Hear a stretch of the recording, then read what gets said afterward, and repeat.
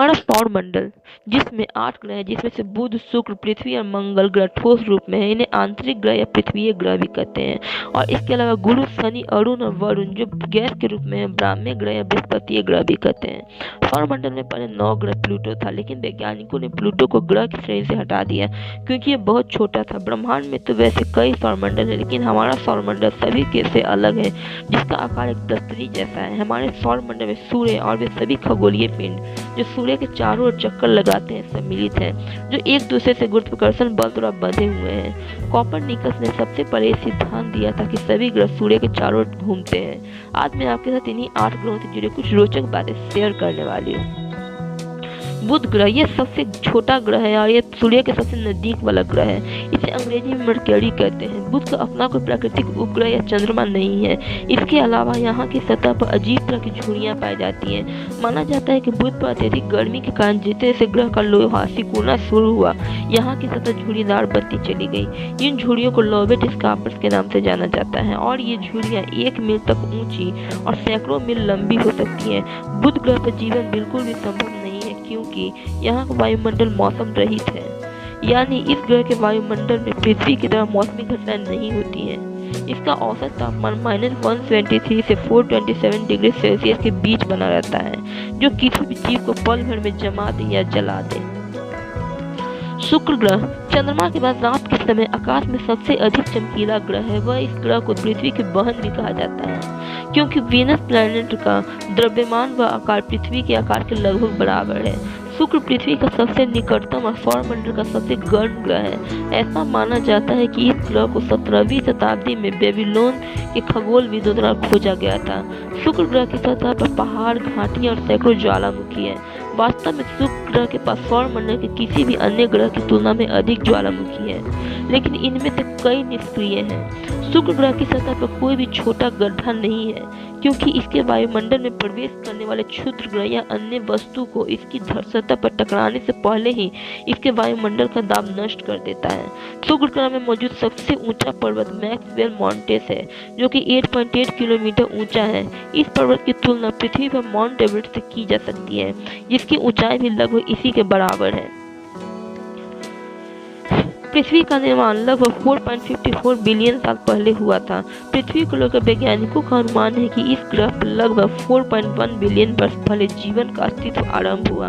पृथ्वी का कोर लगभग 85 से 88% लोहे का बना है, जिसकी परत पर लगभग 47% ऑक्सीजन है। अर्थ सौरमंडल का एकमात्र ग्रह है जिसकी सतह के नीचे टेक्टोनिक प्लेट्स मौजूद हैं। ये प्लेटें पृथ्वी के अंदर मैग्मा के ऊपर तैर रही हैं। जब भी प्लेटें आपस में टकराती हैं तो पृथ्वी में कंपन पैदा होता है, जिसे आम भाषा में भूकंप कहते हैं। बरमुंडा ट्रायंगल पर होने वाले हादसों को लेकर वैज्ञानिकों का मानना है कि ये सभी हादसे पृथ्वी की मजबूत चुंबकीय शक्ति के कारण होते हैं। क्या आप जानते हैं कि पृथ्वी पर मौजूद महासागरों में से 95% से अधिक महासागर आज भी इंसानों की पहुंच से दूर हैं?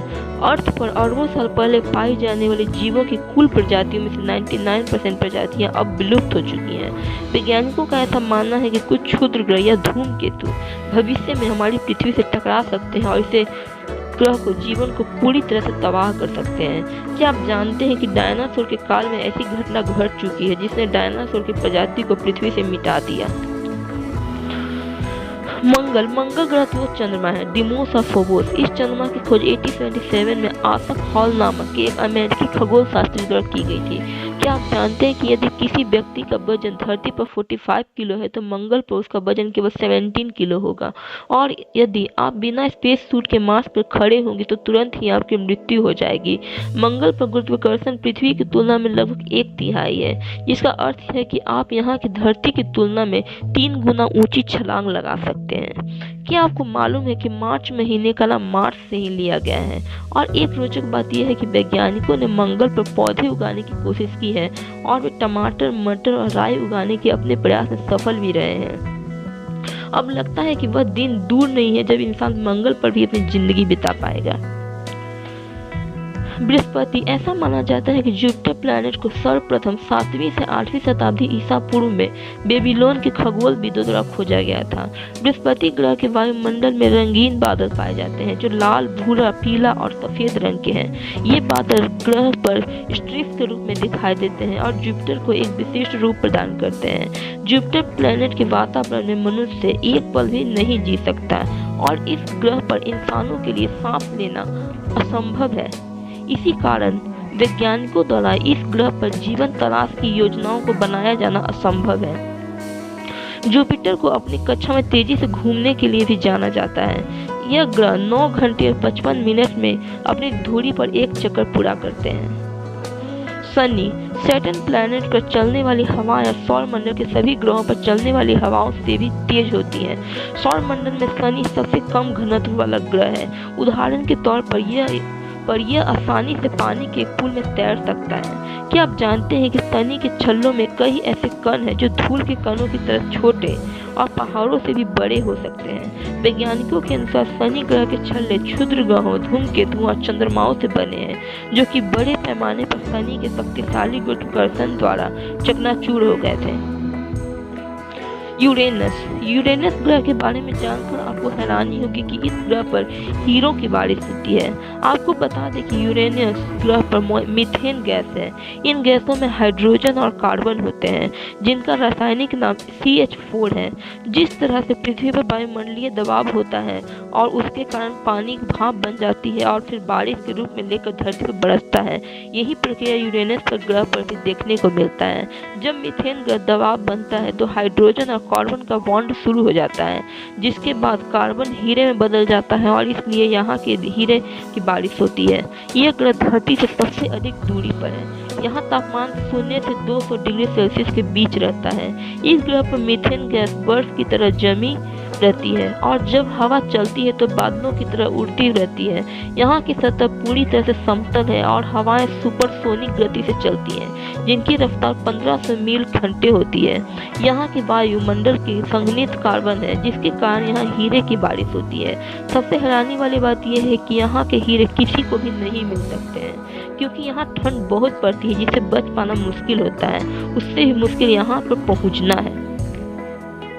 नेपच्यून, यूरेनस के अलावा नेपच्यून भी एक ऐसा ग्रह है जहाँ हीरों की बारिश होती है और यहाँ का भी तापमान यूरेनस की तरह ही 0 से -200 डिग्री सेल्सियस रहता है।